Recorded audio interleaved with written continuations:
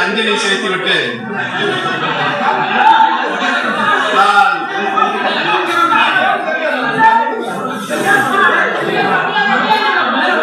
அமைதியாக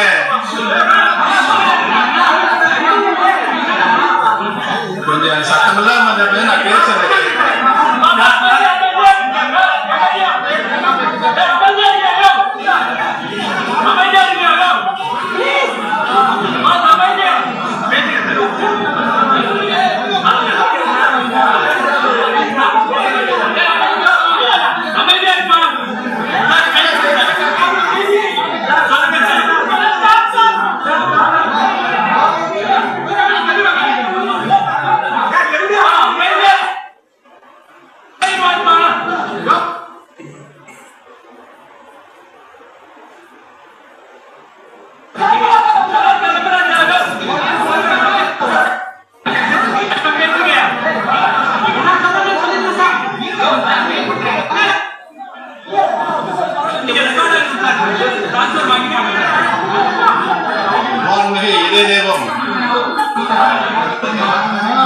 புரட்சி தலைவி அப்படியே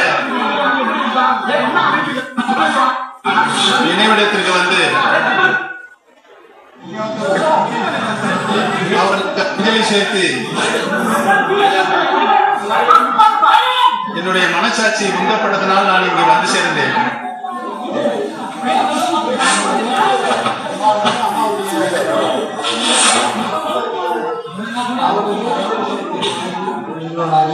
நிலையில் நான் இருந்த பொழுது சில உண்மை விவரங்களை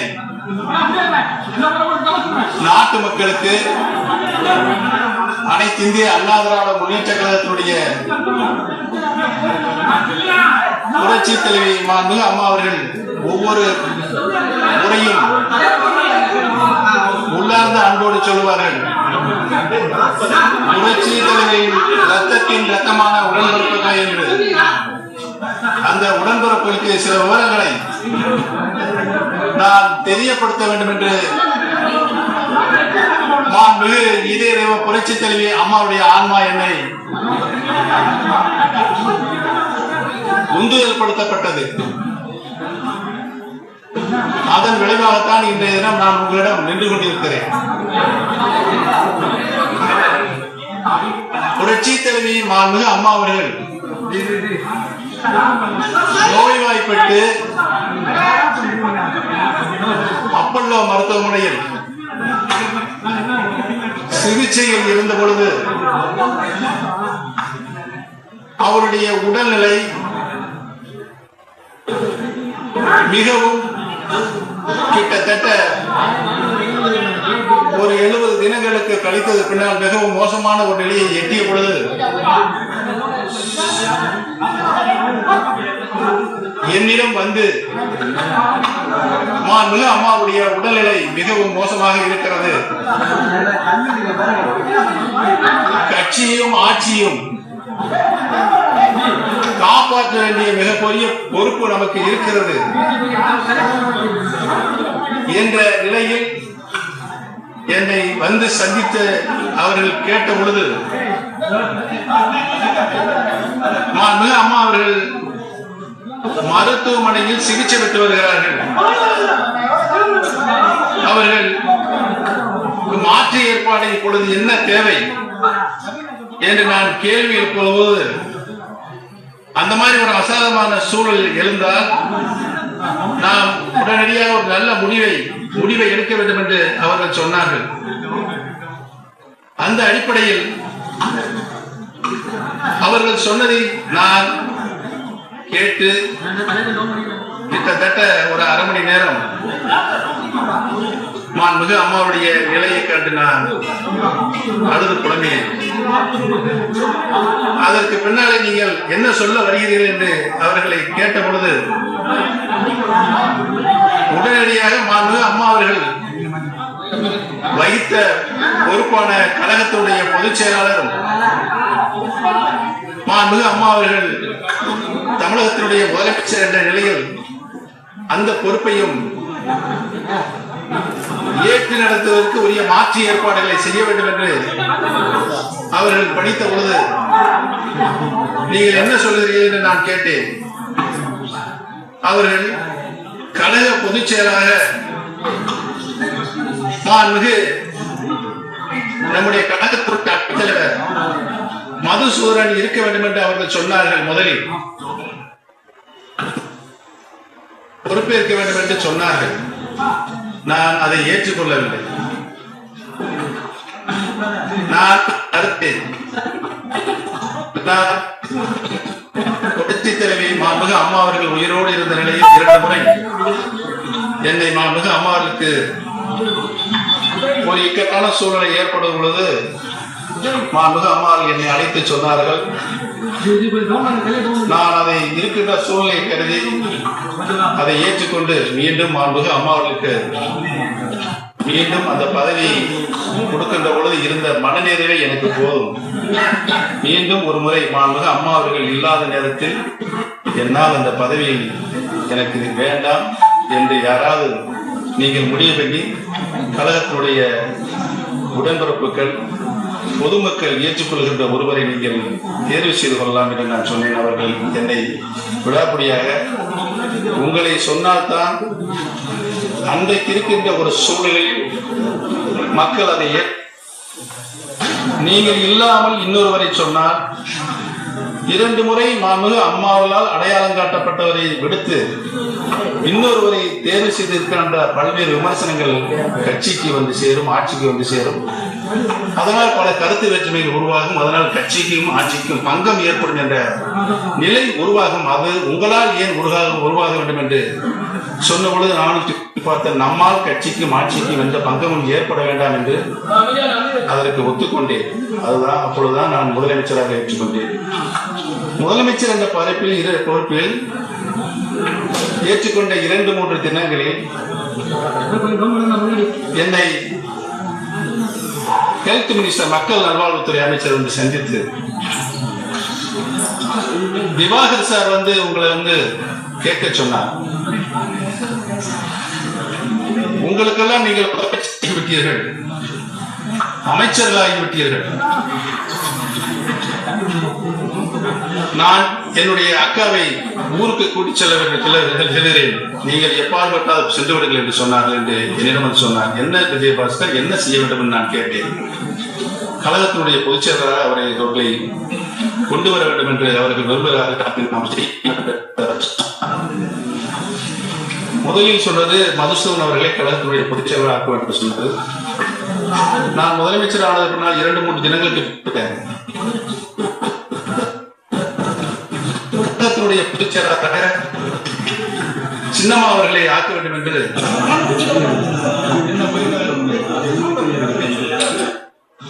நான் மிகவும் யோசித்தேன். அந்த நேரத்தில்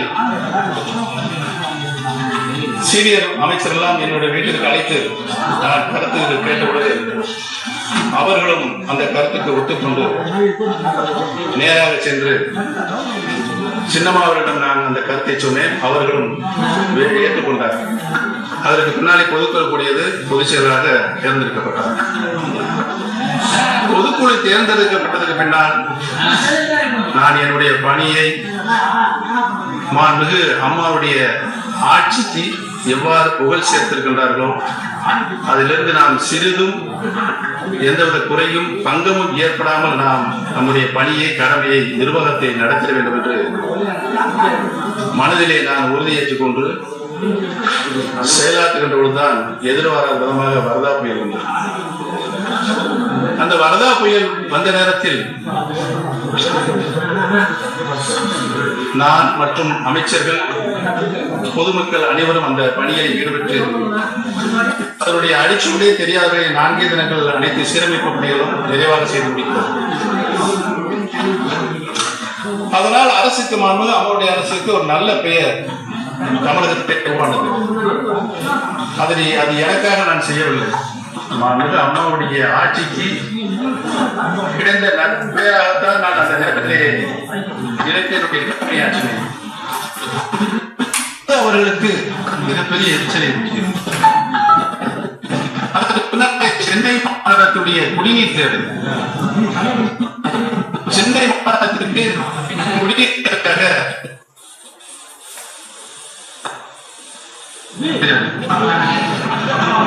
ஜனவரியிலிருந்து மே, ஜூன் வரைக்கும் 7 மாதங்களுக்கு குறைந்தபட்சம் 7 TMC நீர் தேவைப்படும். நம்முடைய 4 நீர்த்தேக்கங்களிலும் 1 TMCக்கும் குறைவாகத்தான் 1 மாதத்துக்கு மட்டும்தான் நீர் இருந்தது. அதிகாரிகளை கூப்பிட்டு நான் ஆலோசனை செய்து ஆந்திராவில் நமக்கு பூண்டியேரிக்கு வருகின்ற கால்வாய் மூலமாக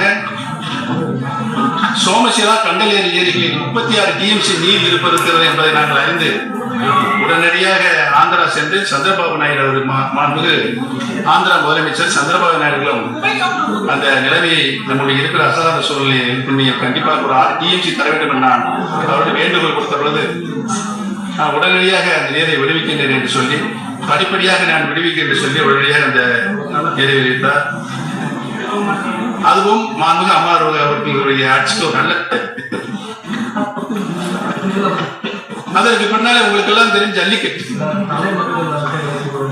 இந்த ஜல்லிக்கட்டு பிரச்சனை தமிழகத்தினுடைய பாரம்பரிய உரிமையை மீட்டெடுக்க வேண்டும் என்று மாணவர்களும் இளைஞர்களும் பொதுமக்களும் ஒரு மிகப்பெரிய எழுச்சி மிக்க ஒரு ஆர்ப்பாட்டத்தினை நம்முடைய இந்த மெரினா கடற்கரை பகுதியிலே கூறினார்கள். நாளுக்கு நாள் அந்த போராட்டம் வலுவடைந்து அவர்களே சட்டம் ஒழுங்கை காவல்துறையுடைய சேர்ந்து எந்தவித அசம்பவம் இல்லாமல் 4 நாள் நடத்தி கொண்டிருந்தால் இந்த அசாதாரண நான் ஒரு முடிவுக்கு கொண்டு வர வேண்டும் என்று நான் நரேந்திர மோடி அவர்களை சந்தித்து மிகவும் மோசமாக போய் கொண்டிருக்கிறது,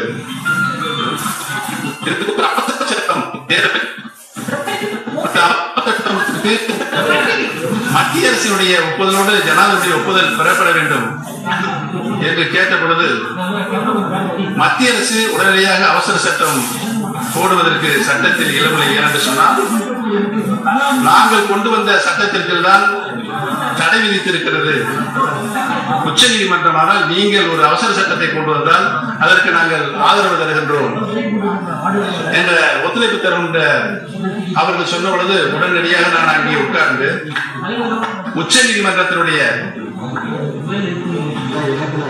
சட்ட வல்லுநர்கள் எல்லாம் அழைத்து பேசி அவர்களும் உடனடியாக ஒரு அவசர சட்டம் ஆர்டினன்ஸ் நாம் கொண்டு வந்து ஆர்டினன்ஸ் கொண்டு வரப்படும் என்றால் அதற்கு மத்திய அரசு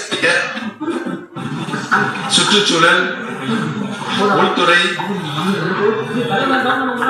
சட்டத்துறை ஆகிய துறைகளுடைய ஒப்புதலோடு ஜனாதிபதி ஒப்புதல் பெற வேண்டும் என்ற நிலை உருவானது. அதற்கெல்லாம் நீங்கள் ஏற்பாடு செய்யுங்கள் என்று நானே அங்கே உட்கார்ந்து அந்த 3 பேரை ஒப்புதலை பெற்று ஜனாதிபதி ஒப்புதலோடு இங்கே அதை கொண்டு வந்து கவர்னரிடம் ஒப்புதல் பெற்று அந்த சட்டம் அவசர சட்டம் இயற்றப்பட்டது.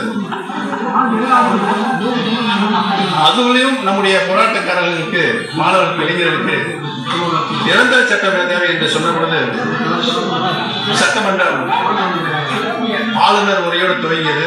65 வருட இந்திய நாட்டுடைய அரசியல் வரலாற்றில் ஆளுநர் உரை என்று அன்று மாலையே சபை கூடியதாக இல்லை. இருந்தாலும் அன்று மாலையே சபை கூடி ஜனாதிபதியால் கவர்னரால் ஆளுநர் ஒப்புதல் தரப்பட்ட அந்த ஆர்டினன்ஸ் அவசர சட்டத்திற்கு நிரந்தர சட்டமாக அங்கே ஒரு சட்ட வரைவு முன்வடிவு கொண்டு வரப்பட்டு நிறைவேற்றப்பட்டு அதற்கும் நம்முடைய ஜனாதிபதிகளுக்கும் பல்வேறு துறைகள் மூலமாக ஒப்புதல் பெறப்பட்டு சட்டமாக்கப்பட்டு இது உங்களுக்கு தெரியும். நான் ஒரு பக்கம் நாட்டின் பிரதமரை பார்க்க செல்கின்றேன், இன்னொரு பக்கம் நாடாளுமன்ற சபாநாயகர் தம்பித்துரை அவர்கள் 50 நாடாளுமன்ற உறுப்பினர்களை கூட்டிக் கொண்டு அங்கு பிரதமரை பார்ப்பதற்கு அவர்கள் தயங்கட்டார்கள். முதலமைச்சர் வந்திருக்கிறார், முதலில் அவர் கேட்டிருந்தார், நான் நேரம் வந்திருக்கிறேன், 2 பேரும் ஒரே கோரிக்கையை தான் வந்திருக்கிறீர்கள், அதனால் உங்களுக்கு நான் பிறகு தருகிறேன் என்று சொல்லி என்னை பார்த்தார். அதில் நான் எனக்கு ஏற்பட்ட அந்த மன உளைச்சலை, மன வருத்தத்தை இங்கே வந்து நான் சொன்ன பொழுது அதற்குரிய பரிகாரம் எனக்கு கிடைக்கவில்லை. அதற்கு அடுத்த நிகழ்வாக சட்டமன்ற உறுப்பினர்களால் சட்டமன்ற தலைவராக என்னை தேர்ந்தெடுத்து அதை ஆளுநரிடம் தந்து அதன் அடிப்படையில் என்னை அவர் முதலமைச்சராக பரிந்துரை செய்து என்னுடைய பரிந்துரை என்பது அமைச்சரவையும் பொறுப்பேற்றுக் கொண்டு என்னுடைய பணியை செய்த நேரத்தில் வருவாய்த்துறை அமைச்சர் ஆர்.பி. உதயகுமார் அவர்கள் மாண்புமிகு சின்ன கழகத்தினுடைய பொதுச்செயலாளர் சின்னமாதான் முதலமைச்சராக பொறுப்பேற்க வேண்டும் என்று செய்தியாளரை சந்தித்து ஒரு பேட்டி கொடுக்கிறார். நான் இதை உடனடியாக பொதுச்செயலாளர் கவனத்திற்கு கொண்டு சென்று சட்டமன்ற உறுப்பினராக குழு தலைவராக என்னை தேர்ந்தெடுத்து என்னுடைய பரிந்துரைகள் தான் ஒரு வருவாய்த்துறை அமைச்சர் நியமிக்கப்பட்டிருக்கிறார்.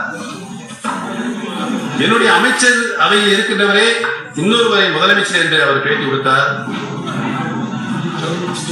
அது நீதிக்கு, நியாயத்திற்கு, தர்மத்திற்கு சரிதானா? ஆளுநர் என்னை கூப்பிட்டு உங்களுடைய பலத்தை உங்களுக்கு கீழே இருக்கின்ற அமைச்சரை இந்த மாதிரி ஒரு கருத்து தெரிவிக்கின்ற பொழுது என்னை கூப்பிட்டு சட்டமன்றத்தில் உங்களது பலத்தை நிரூபித்து காட்டுங்கள் என்று சொன்னார்.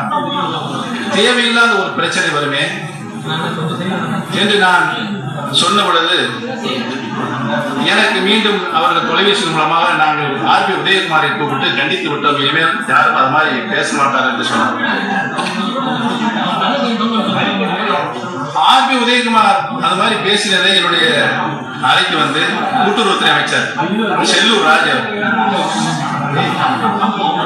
என்ன இந்த உதயகுமார் இவரை வந்து பொறுப்பற்ற தினமா அந்த மாதிரி பேட்டி கொடுத்திருக்கிறாரு, எங்களுக்கெல்லாம் மன வருத்தமா இருக்குது, எதுக்கு இந்த மாதிரி பேட்டி கொடுத்தாரு சட்டத்துக்கு புறம்பா அப்படின்னு சொல்லிட்டு அவர் மதுரைக்கு போய் அவர் அதே மாதிரி பேட்டி கொடுக்கிறார்.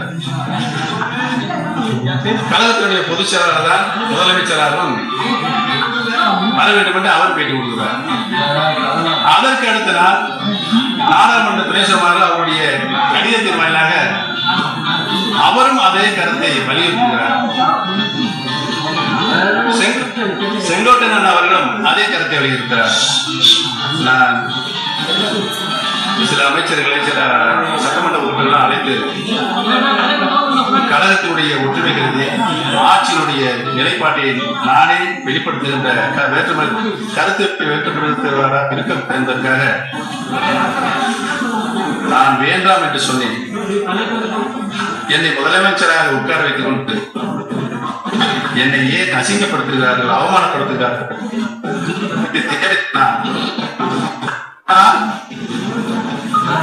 ஒட்டுமொத்த நாட்டு மக்களும் மிகவும் அதிருப்தியில் இருக்கிறார்கள். நம்முடைய கட்சியின் தொண்டர்களும் மிகப்பெரிய அதிருப்தியில், வருத்தத்தில் இருக்கிறார்கள் நம்முடைய கட்சியுடைய நிலையை கண்டு.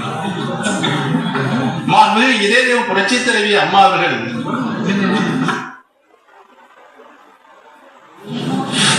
அம்மாவுக்கு சோதனைகள்லாம் அவர்களுக்கு ஆகி இந்த இயக்கத்தை நம்முடைய தலைவர் திருமணச்சந்திரன் எம்ஜிஆர்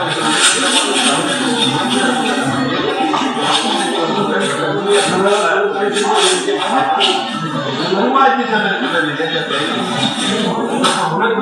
2011 ஆட்சி பொறுப்புக்கு வந்து மீண்டும் 2017 மாநில அம்மாவுக்கு தொடர்ந்து ஆட்சி என்னால் நெருக்கடிக்கு காட்டிய அம்மாவுடைய போக்குவரத்து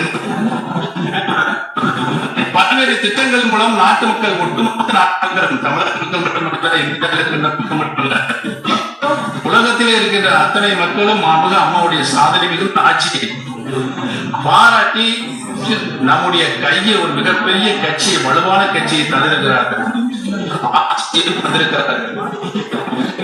இதை நாம் கட்டுப்பாடு இந்த செயல்பாடு இல்லாமல் பொறுப்பாக நடந்து கொள்கின்ற ஒரு சூழலை தான் நம்ம மாதிரி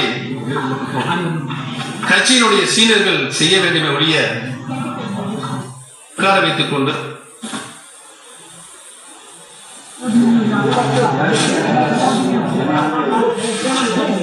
தனிப்பட்ட முறையில்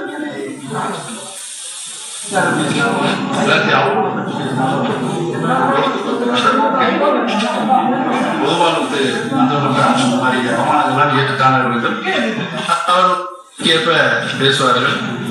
நம்முடைய மனச்சாட்சிப்படம் நாம் நடக்க வேண்டும்.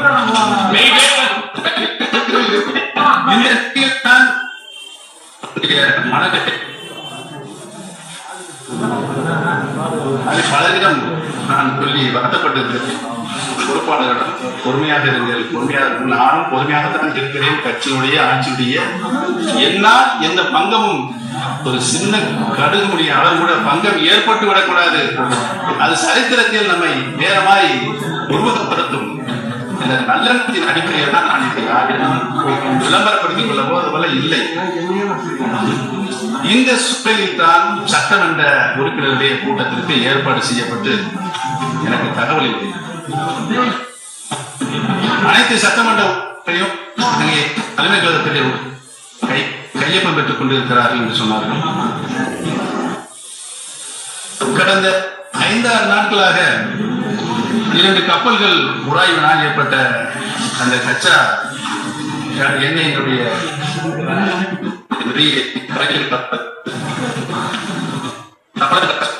சேர்ந்து அங்கே அந்த நிவாரண பணிகளை அந்த கைவிட்டு அகற்ற நான் பார்ப்பதற்காக சென்று அது முடித்துக் கொண்டு தலைமை கழகத்தில் அதிகாரிகள் எல்லாம் மத்திய மாநில அரசு அதிகாரிகள் எல்லாம் கூப்பிட்டு அந்த பணியை சீக்கிரம் தொய்வில்லாமல் முடிக்க வேண்டும் என்று அவர்களுக்கு பல்வேறு கட்டளைகளை இட்டு அதற்கு பின்னால் நான் அம்மாவுடைய வீட்டிற்கு இல்லத்திற்கு சென்ற பொழுது அங்கே மூத்த அமைச்சர்கள், தலைமை கழக நிர்வாகிகள், கழக பொதுச்செயலாளருடைய குடும்பத்தில் இருக்கின்ற உறுப்பினர்கள் உட்கார்ந்திருந்தார்கள். என்னை உட்கார சொன்னார்கள். உட்கார்ந்து அப்பொழுதுதான் சின்னம்மா அவர்கள் முதலமைச்சராக சொல்வதற்கு அனைவரும் சேர்ந்து ஏற்பாடு செய்ய வேண்டும் என்று சொன்னார்கள். தமிழகத்தில் இருக்கின்ற சூழல் அம்மாதிரி இல்லை என்று நான் மனதிலே இதற்கு இப்பொழுது என்ன அவசியம் வந்தது என்று கேட்டேன். அவர்கள் சட்டமன்ற உறுப்பினர் கூட்டம் இருக்கிறது, அங்கே இருக்கிறார்கள். இந்த சூழலில் இரண்டையும் முதலமைச்சர் பொறுப்பை கழக பொதுச்சாளர் தர வேண்டும், நீங்கள் தான் செய்ய வேண்டும் என்று சொன்னார்கள். சட்டமன்ற உறுப்பினர்கள் கூட்டம் கூட்டப்பட்டது எனக்கு தெரியாது, எதற்காக கூட்டப்பட்டது என்று தெரியாது. எல்லா வேலையும் முடித்துக் கொண்டு நீங்கள் தான் ஏற்பாடு செய்ய வேண்டும் என்று எனக்கு இப்பொழுது சொல்லுவதில்லை. இது நியாயம்தானா என்று கிட்டத்தட்ட ஒரு 2 மணி நேரம் நான் அவரிடம் விவாதம் செய்து இதற்கு முன்னாலே சொன்னேனே, வேண்டாம் என்று சொன்ன என்னை முதலமைச்சராக உட்கார்ந்து பல்வேறு அவமானங்களும்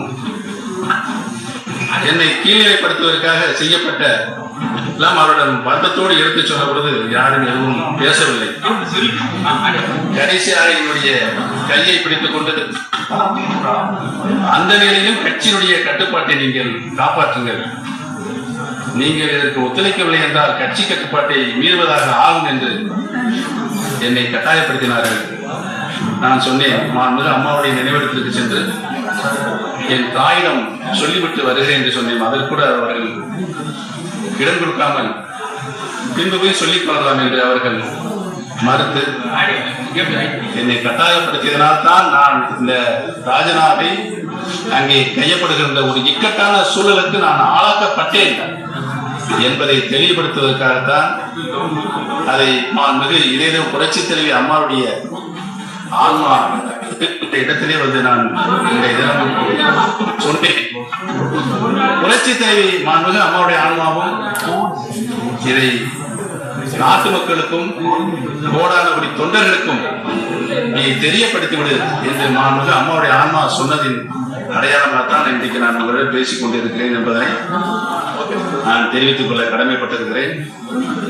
என்னை பொறுத்தவரையில் கட்சிக்கும் கழக பொதுச் செயலராக அனைத்து இந்திய அண்ணா திராவிட முன்னேற்ற கழகத்தினுடைய அடிமட்ட செயல் வீரர்கள் ஒட்டுமொத்த செயல்வரும் எண்ணுகிற ஒருவர் தான் கழகத்தினுடைய பொதுச் செயலராக வர வேண்டும். ஒட்டுமொத்த மக்களினுடைய யாரை விரும்புகிறார்களோ அவர்கள்தான் முதலமைச்சராக வர வேண்டும் என்ற கருத்தின் அடிப்படையில் தான் எதிர்காலத்தில் அது எதிர்காலத்தினுடைய தமிழகத்தினுடைய எதிர்காலத்தினுடைய நலனை கொண்டு ஓபிஎஸ் யாரோ ஒருவர் கழகத்தினுடைய கட்டுக்கோப்பாக வழிநடத்துகின்ற ஒருவரையும் ஆட்சியை புரட்சி தலைவி அம்மா அவர்கள் நம்முடைய இயக்கத்திற்கு இன்றைக்கு ஏற்படுத்தியிருக்கின்ற நல்ல பெயரையும் காப்பாற்றுகின்ற ஒருவர் நம்முடைய இயக்கத்திற்கு வர வேண்டும் என்ற நல்ல அடிப்படையில் நான் இன்றைக்கு இந்த கருத்தை இங்கே பதிய வைக்கிறேன்.